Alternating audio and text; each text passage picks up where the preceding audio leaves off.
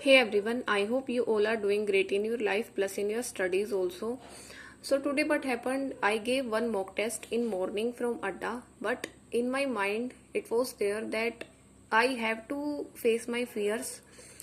If I am getting less marks in practice mock, that doesn't mean that I should not face the difficult questions which are in the mock test of practice mock. Okay, so I thought of giving a try to practice mock because I did not want myself to feel that I am getting stuck in some mock test. And just I just think that this thought keep coming in my mind that I should not do this. If I am getting less marks in practice mock, that does not mean that I should not give it. Okay, there is nothing good in feeling good by giving the easy mock test. So I thought of giving a try to this also. So today I attempted prelims 7 from practice mock. Okay, and the score is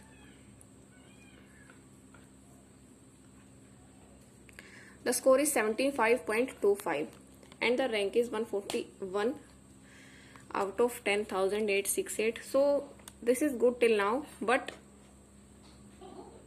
the percentile is also good, but the thing which is making me concerned is this accuracy, which is 91%. Okay, and this is because of, I do not know, we will see in the sections. So first in English I got 22.5 marks. Then in maths I got 26 marks, and then in reasoning I got 26.75 marks. Okay, and now I will show you the attempted questions. In English I attempted 30 questions. In maths I attempted 26 questions and 26 were right. In reasoning I attempted 28 questions and one question was wrong, I think.